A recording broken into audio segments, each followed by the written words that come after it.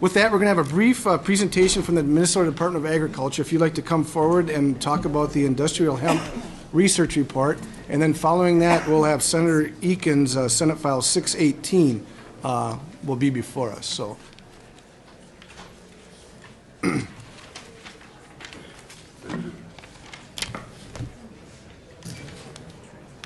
Good afternoon, Mr. Chair, members of the committee. My name is Anthony Cordelet with the Minnesota Department of Agriculture, and I'm a research scientist who's been involved with and wrote the Industrial Hemp Research Report. I'd like to give you a brief overview of why we're at the stage we are right now with industrial hemp. As some of you may know, the Agricultural Act of 2014, or the Farm Bill, this past year created a provision that allowed state departments of agriculture to pursue the cultivation of industrial hemp if two things were met. Number one, that the purpose of the cultivation was for either research under some type of a pilot program or academic type of research. And number two, that state had some types of laws on the books that allowed for the cultivation of industrial hemp. A pilot program is defined under that federal law as any type of study that would be undertaken to look at the growth, cultivation, or marketing of industrial hemp. And finally, the federal Farm Bill also, for the first time, defined what industrial hemp is. And I'm sure most of you know that cannabis sativa, which is the genus and species of the plant commonly referred to as marijuana, has many different names. It goes by marijuana, it goes by hemp, industrial hemp, wild hemp. And so in an effort to try to separate those two, which the Federal Controlled Substances Act doesn't do, it defines all marijuana, which is anything that's cannabis sativa, as being a Schedule I narcotic and illegal to possess. The Farm Bill actually gave a definition to what industrial hemp would and defined it as any cannabis sativa that contained 0.3% or less of THC, which is the acronym for the cannabinoid within the plant that produces the psychoactive effect that would be from smoking it or ingesting it. So this past year, the department was asked to provide a research report on sort of the interest in industrial hemp here in Minnesota amongst our institutions of higher education, and also to gauge how other states across the U.S. would be looking to pursue industrial hemp as it is provided now for within the federal Farm Bill. And so we conducted a report, and hopefully I've seen it was here for a handout. Most of you have that, where it was kind of an undertaking because we wanted to determine how do we, accurately gauge how all the states are going to pursue this provision in federal law, and also how do we get the word out to all of the institutions of higher education as it was defined in Minnesota. And what we decided to do is use the National Plant Board for a vehicle to get the word out to all of the states and get some feedback from them. We designed a survey, and a fairly simple survey, to try to determine what actions they were planning to take, and then to do the get feedback from the institutions of higher education in Minnesota. We used the MnSCU system, as well the U of M system, and then also the Minnesota private colleges, and we sent another survey out to them, also brief, to try to gauge their interest in if they would, any researchers in those institutions would be pursuing the research of industrial hemp. And with that, I'll brief overview. I'll open it up to any questions you might have. Thank you very much for being here today and updating us. Any questions for the witness members? If not, thank you very much. That was exactly what we were looking for. Thank you, Mr. Chair. Senator Eakin, whenever you're ready, we'll have you present Senate File 618.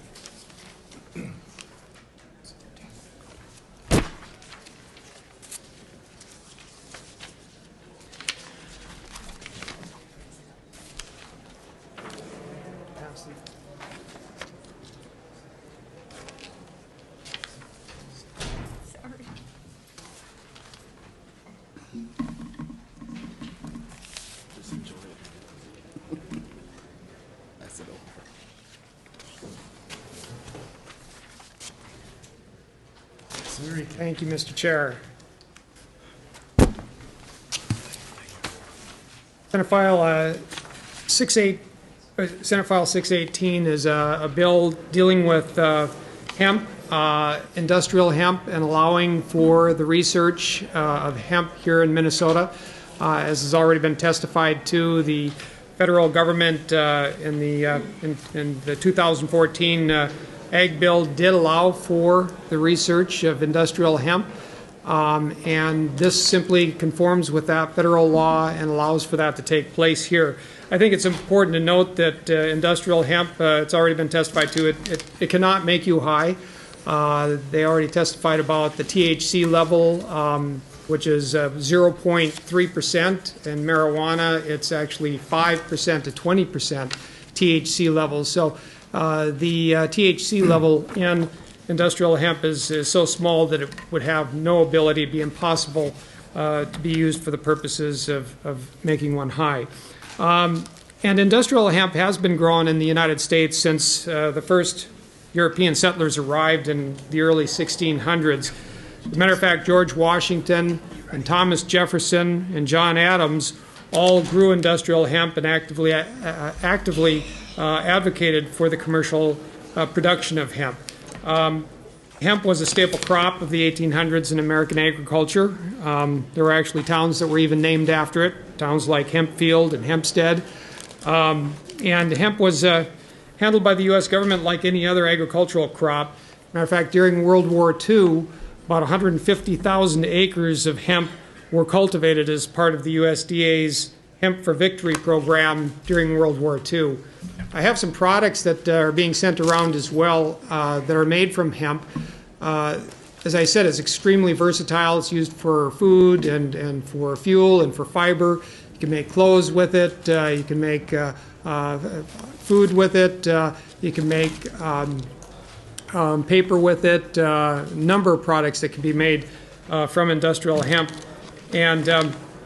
And also, talking about the Hemp for Victory campaign that took place during World War II, there's actually a 4-H, I think that should be coming around as well, a hemp seed project for 4-H clubs that was being promoted at that time, teaching 4-H clubs how to produce and grow hemp for the war effort during World War II. Unfortunately, after World War II, there really was some confusion between marijuana and industrial hemp. In 1937, well, actually, even prior to the end of World War II here, 1937, the Marijuana Tax Act defined hemp as a narcotic drug, and after World War II, it was declared illegal. The Controlled Substances Act of 1970 adopted the same definition that was adopted in 37, which defined it as a narcotic drug. I think the best way to describe that is like having a cousin who's committed a crime that bears a significant resemblance to you, and you get thrown into jail along with them. I think that's what happened here, even though you didn't do anything wrong, just because you bore the resemblance. And do you have a cousin? Yeah. I'm the one doing something wrong, though. That's the problem. So, thank you. And so the confusion, I think it's important to note that at that time they didn't understand what caused the high, so they didn't know what the difference was between industrial hemp and marijuana. They didn't understand the difference in the levels of THC, and now we do. And as is already testified to, industrial hemp has been separated from marijuana. There is a definition now that if it's below 0.3%, that it qualifies as industrial hemp.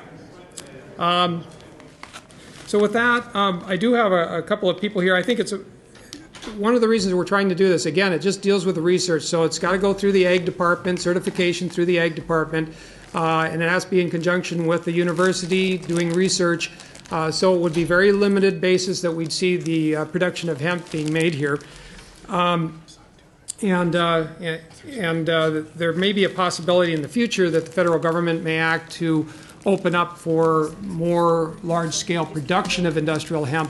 But at this time, this is a very limited scale of production, just done for research purposes. I think that it's important for us to move forward on this because it positions us well, especially if the federal government decides to open this up to more large-scale production.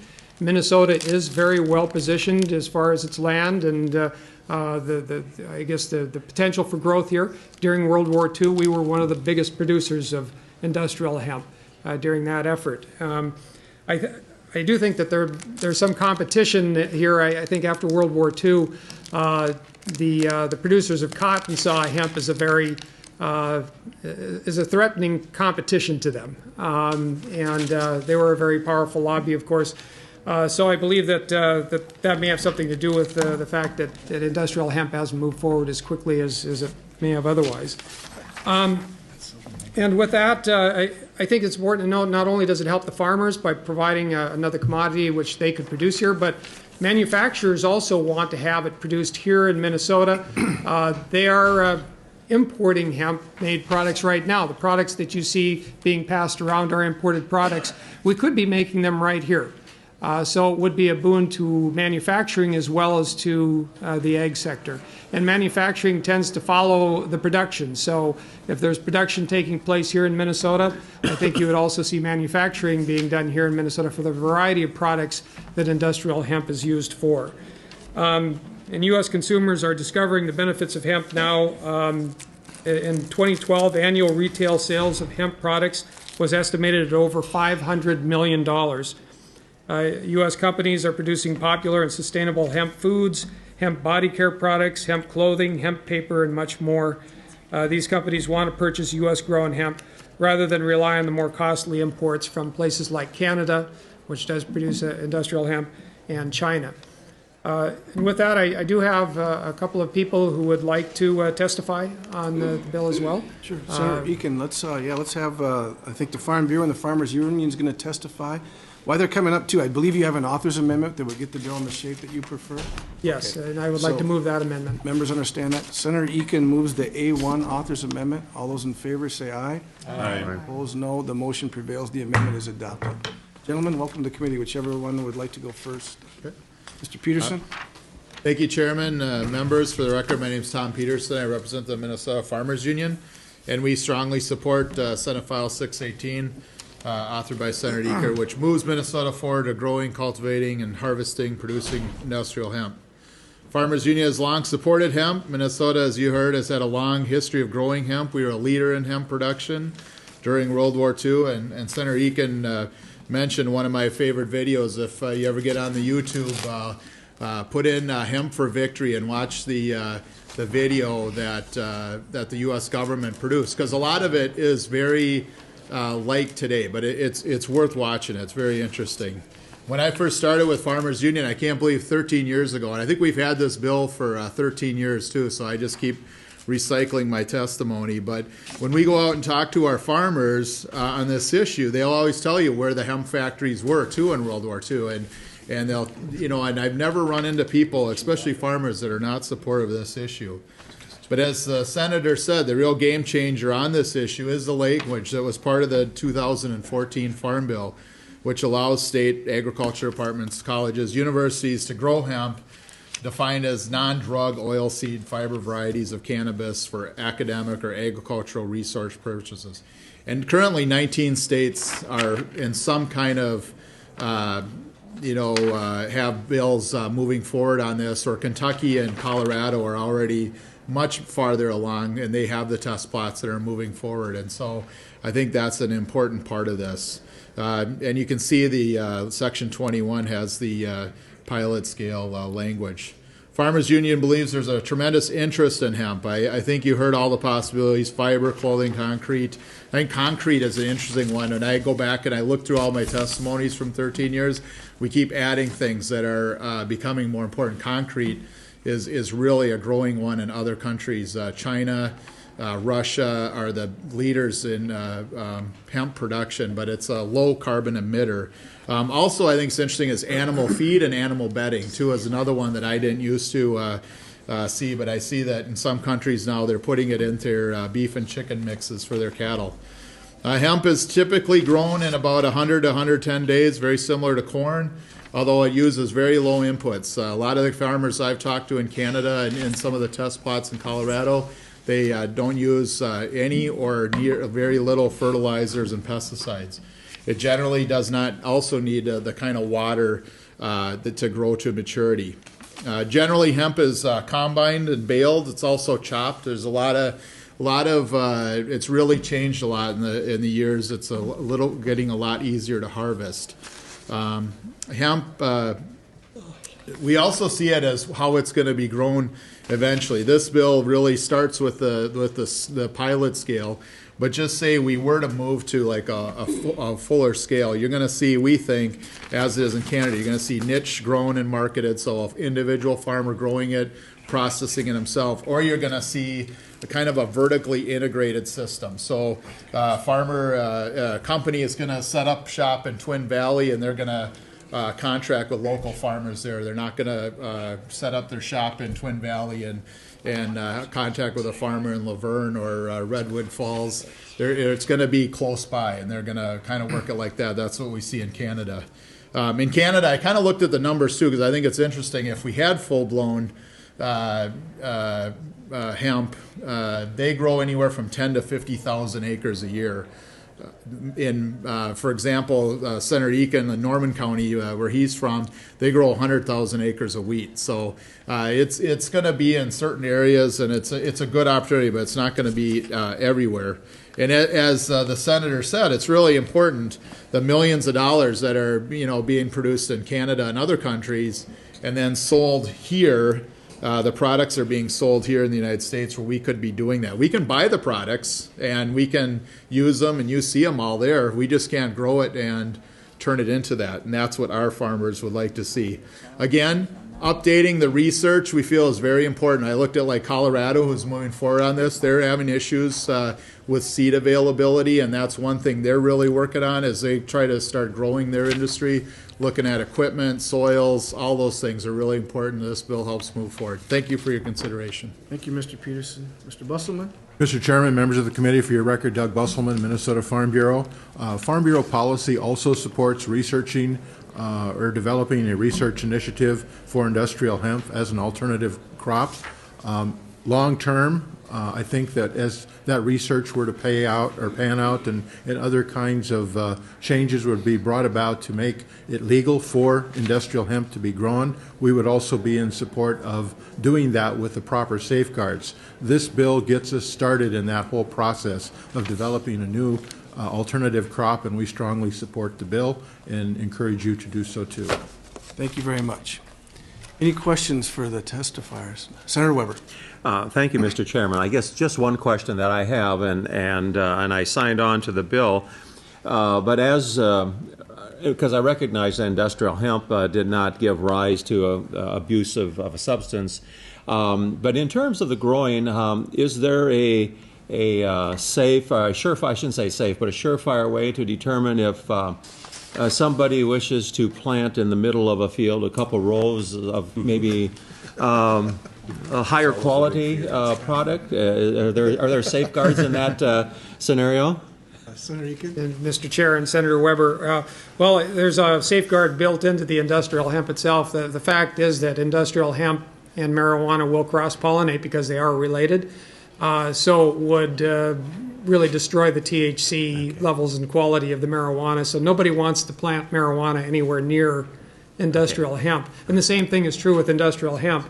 It also reduces the quality of the industrial hemp, some of the qualities that you're looking for there if they cross-pollinate. So you're not going to be seeing marijuana and industrial hemp growing near each other. Okay, very good, thank you. Real quick, Mr. Chair. Mr. Also, Peterson. the bill and the way that it's going to be set up, if it does go forward, you're going to have to be licensed. You're to be subject to inspection. And so if a law enforcement were to come across a patch and it's not licensed and that's not a site, that's illegal. And then and if you are a licensed grower, you're subject to inspection as well. So I think that's a good question, but that's what we've tried to address. Okay, thank you. Mr. Chair, and Senator Eakin. that'd be another reason, Senator Weber, you wouldn't want to be growing marijuana where you've got law enforcement officials, doing the certification process, or people that are doing the certification process. Very good. Any other questions? Throw it away from the police department. If not, would anyone else like to be heard on Senate File 618. 618? Seeing none, Senator Eakin moves that Senate File 618 as amended be recommended pass and be referred to the Committee on Judiciary. Any further discussion? All those in favor say aye. Aye. Opposed, no. The motion prevails. The bill is passed. Thank you, Senator Eakin. Thank you, Mr. Chair and members.